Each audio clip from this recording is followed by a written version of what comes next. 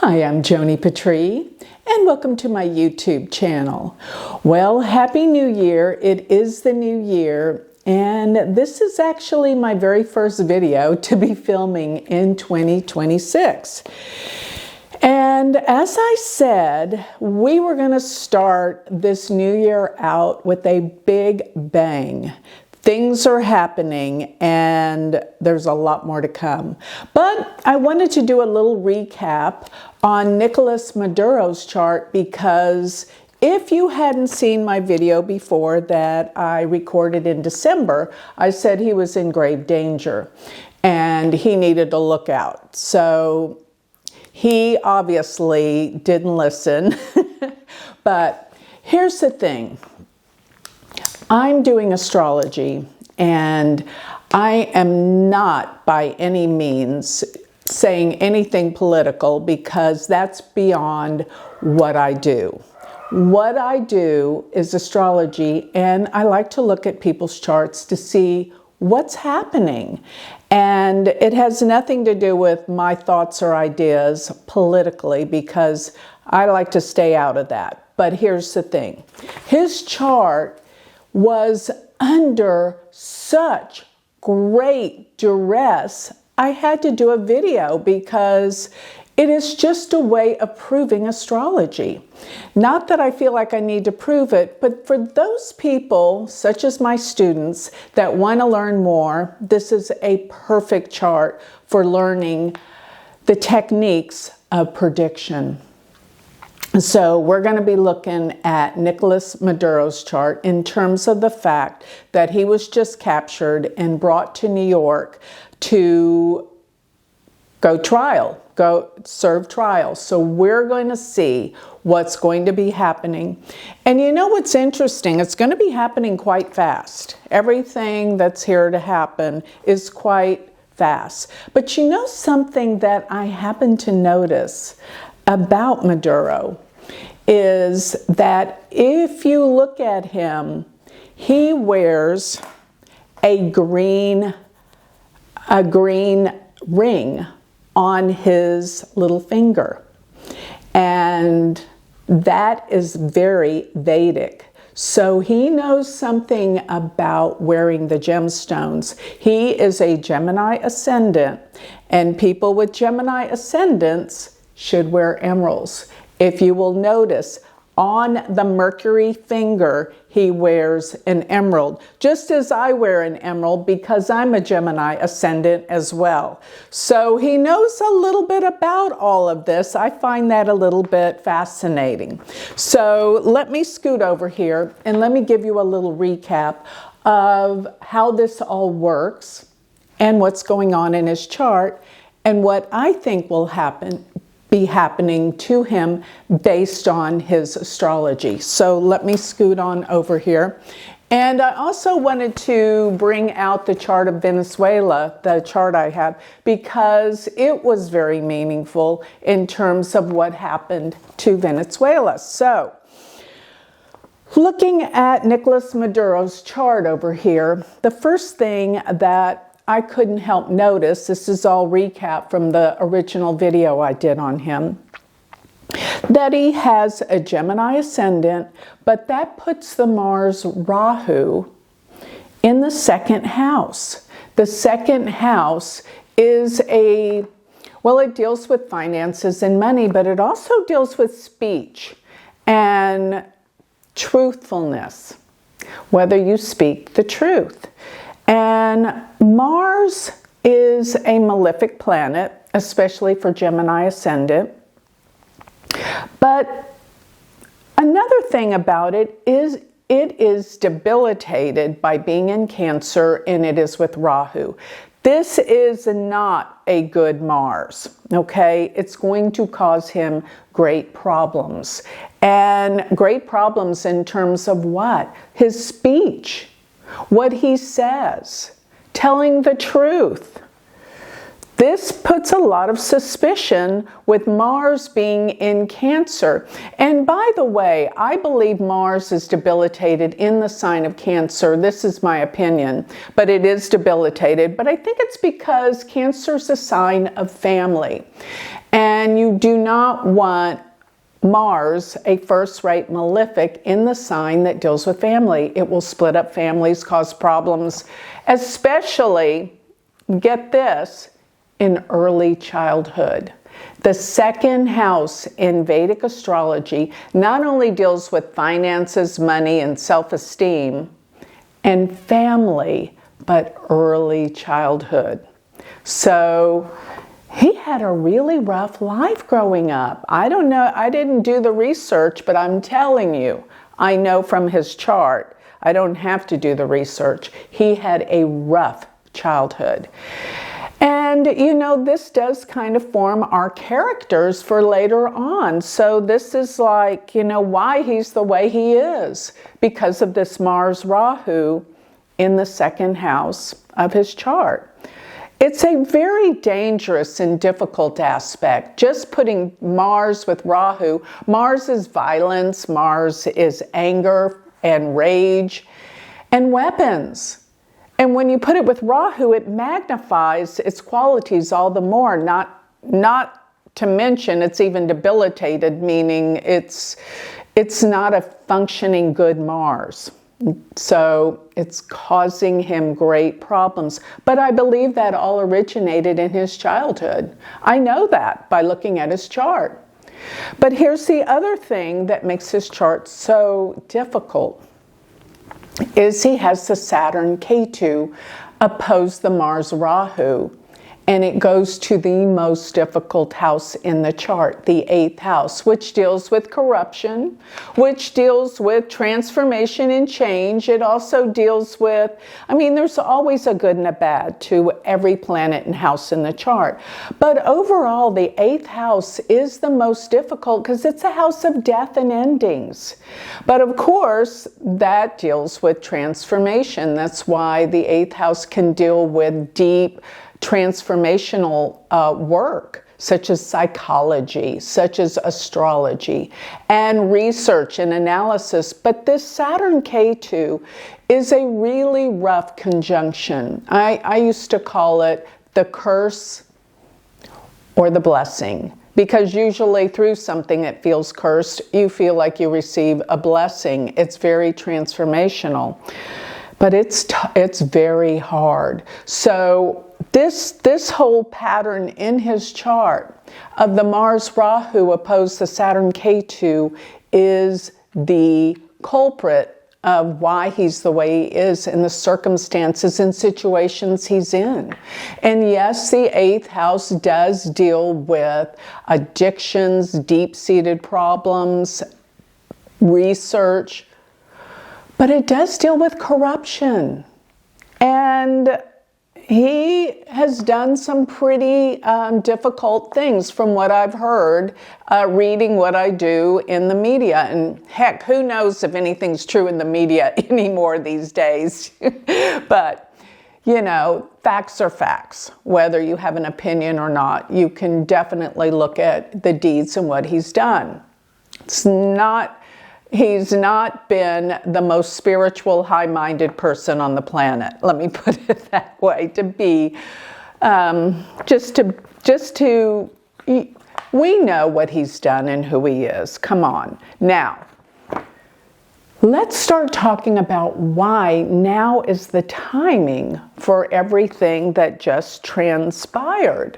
Because I was looking at his chart, and we have this incredible stellium of planets in Sagittarius right now that I've been talking about. Mars, Venus, and Sun are all aligning in the sign of Sagittarius. They come together exactly at 25 degrees.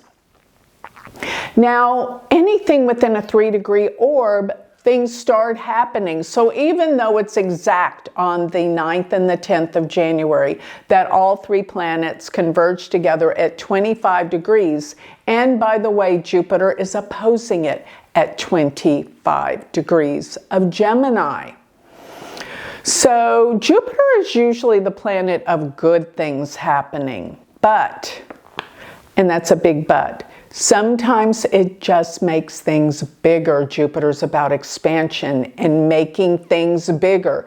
This Mars-Sun conjunction and tying in Venus is a really rough conjunction. Don't forget, Mars is violence and war and weapons and fire. And when it conjuncts the Sun, I have seen all sorts of difficult, explosive events happen.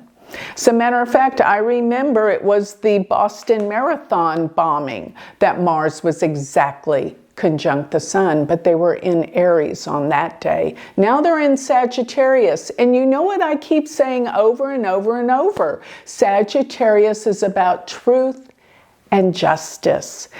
A lot of people say that with Maduro in captivity now, justice will be served, as I keep talking about the justice aspect of Sagittarius.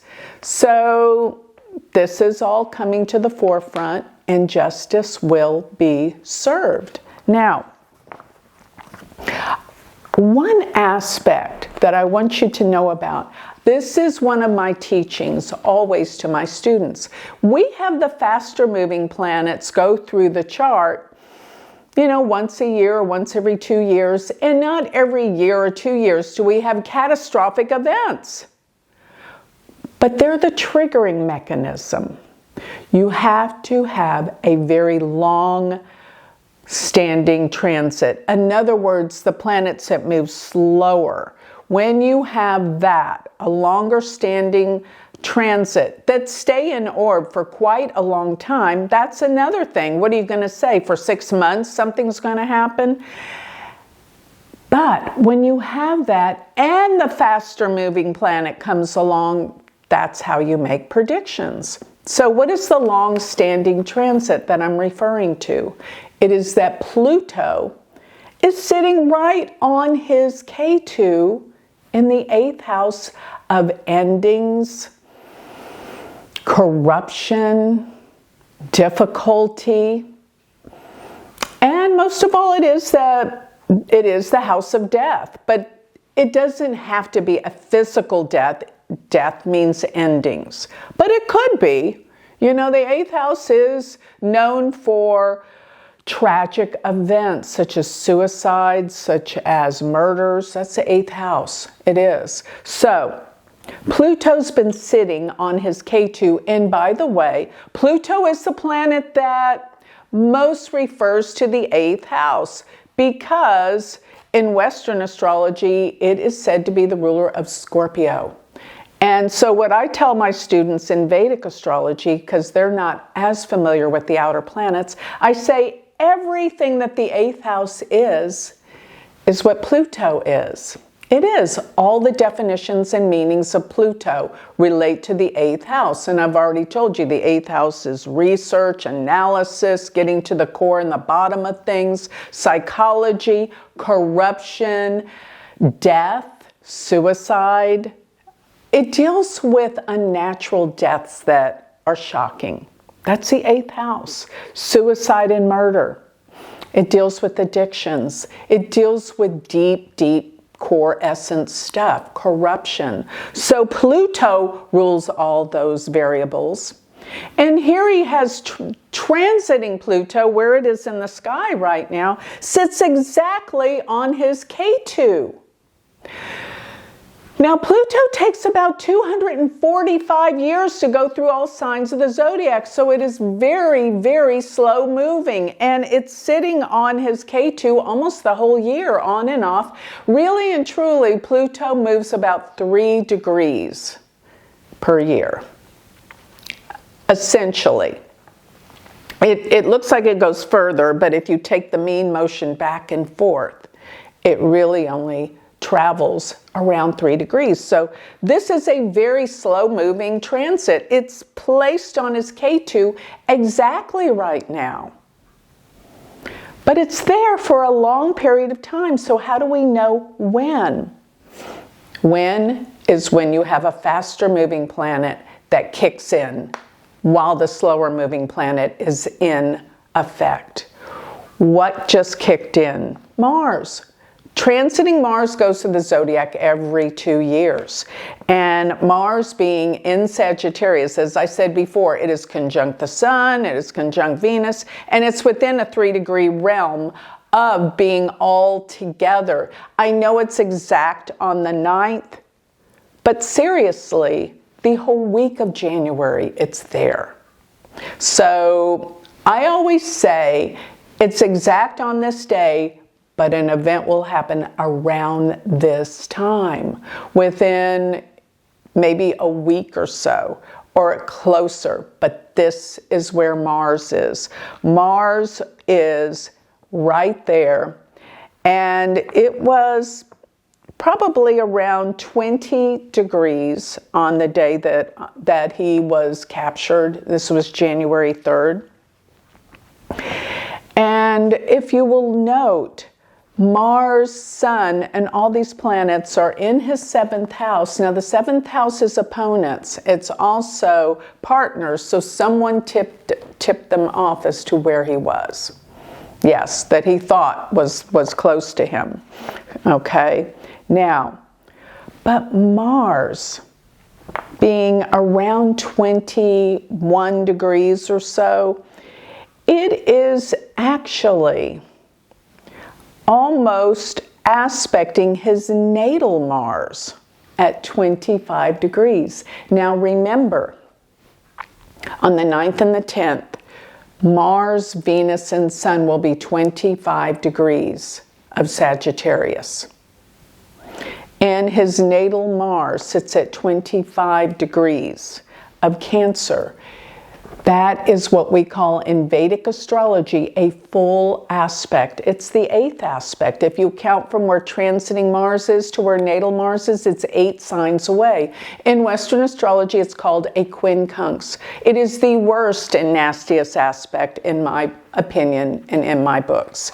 So Mars is forming that to natal Mars in the 2nd house. Now, the 2nd house has some other meanings I didn't talk about, called the Maraka house, which can also deal with, Maraka means killer.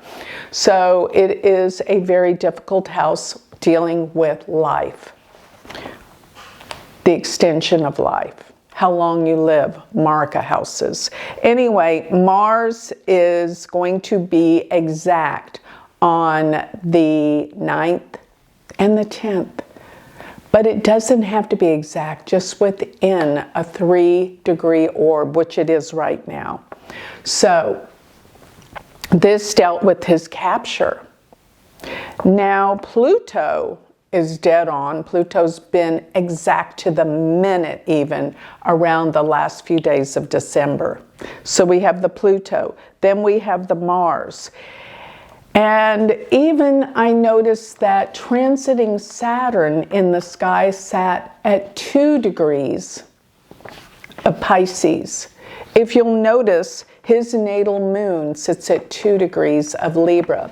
Another 8-6 relationship. It's what we call a quincunx in Western astrology. In Vedic, I just look at it as an 8-6 relationship. But Mars is considered full-bodied aspect with that 8-6 relationship. So everything was hitting dead on. I saw that. That's why I did my video in December saying, look, he's going to go down. That's what I said. He will go down.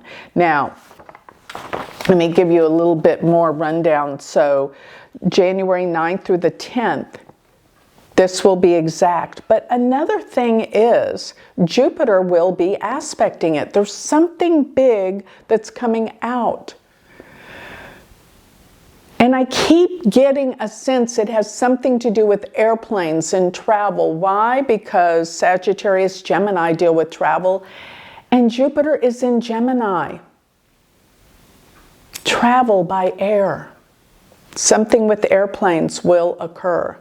All right, so moving a little further into the month of January.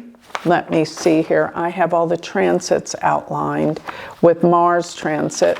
So the first one, of course, is January 9th and 10th. Mars will fully aspect Mars. Then January 26th, Mars will transit over K2. This is a very difficult aspect, very dangerous. It's in his 8th house. So he's in captivity, but it appears to me somebody doesn't want him alive. I mean, I think he should go to trial, but there's something big happening here. Maybe it's just the trial will be this dramatic and cut short and go to the point. Then by February 1st, transiting Mars, all these planets are going to be between mid-January through mid-February, all these planets are going to be in Capricorn in his 8th house, the house of death and endings and difficulty and corruption. This is a really bad time for him. Karma is paying, his dues are karmically being paid. Then February 1st, Mars, 1st January 26th, very difficult day. And it doesn't have to be exactly that. It can be a week before, yes, and even that's the day it's exact. Then again, February 1st, we have Mars on Saturn. That is another bad aspect. Then, by February 17th, Mars will oppose Mars. And I think before the end of February, there will be reckoning for Nicolas Maduro. But let me, for just a second, show you the chart for Venezuela. Because on January 3rd, we had the full moon. The full moon was in Gemini, and that's where the moon was in Gemini and the sun was in Sagittarius. That full moon activated the natal full moon that's in the chart for Venezuela. Full moon is when the sun and the moon are opposed to each other. It activated their sun in the 8th house of change and transformation. I find that fascinating. And between the months of February and March, Jupiter is going to be stationing. In other words, where it's going to be turning direct. So Jupiter is going to go all the way, right now it's retrograde, backwards to around 21 degrees. And at that point, Jupiter is not only on their sun, but standing still. That is so powerful. Jupiter is freedom. I said that in the video that I filmed in December concerning the chart for Venezuela. I said there was freedom coming. Something good was coming for Venezuela. And it is. This will really change their country. And that full moon activated everything on January 3rd. I think that that's spectacular, looking at how the planets are forming their aspect. And of course, we know that that stellium of planets in Sagittarius, Sun, Mars, Venus, are aspecting their sun, activating a major event that strikes out but brings them freedom afterwards. Another thing I kind of noticed that was very interesting, their sun sits right on the fixed star Sirius. What a powerful star that is. This country is going to change rapidly and incredibly and return back to their power and position that they had many, many years ago. And you know what else is interesting? Their sun sits at 21 degrees of Gemini, while the United States sun sits at 22 degrees of Gemini. This means the United States had an effect in bringing their freedom. This is true. Astrologically, I don't know what's going on politically, what people are saying. I don't care. I care about the astrology. And that's what I read in these charts. So with that, I think I'll close. I think you probably can see where things are headed for Maduro, but most of all, for the country of Venezuela. So I just want everyone to realize, if this has caused any interest for you to learn Vedic astrology, I have the most stellar school out there. You can become my student. Go to universityofvedicastrology.com, and if you want to learn more about me, sign up for my free newsletter. Get my galactic planner, where you can have all of these transits about your personal chart, just like what I did with Maduro. I can do the same thing for you through the Galactic Planner. Sign up for my Galactic Planner. You can find all of this on my website. The Galactic Planner is, to go directly to it, is galacticplanner.com. And my website, where you can find out about me, where you can actually sign up for my free newsletter and get all my predictions. Go to galacticcenter.org. And my university is starting semester 1 very soon. So if you've been thinking about taking my classes, becoming my student, go to universityofvedicastrology.com. Thank you.